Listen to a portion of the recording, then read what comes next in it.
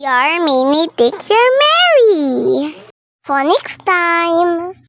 Hi everyone.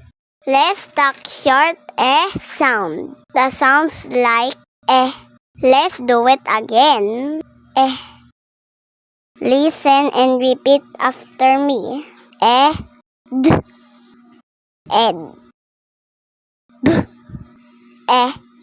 d, bed. D, led. D, red. D, ted. G, bag.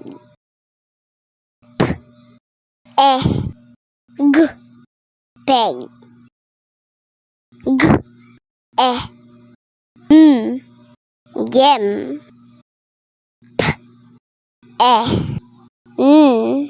Pen. Ten. G, t, get. T, let. T, met. Very good. Thank you and see you next time. Also visit our beautiful Sorsogon. Goodbye.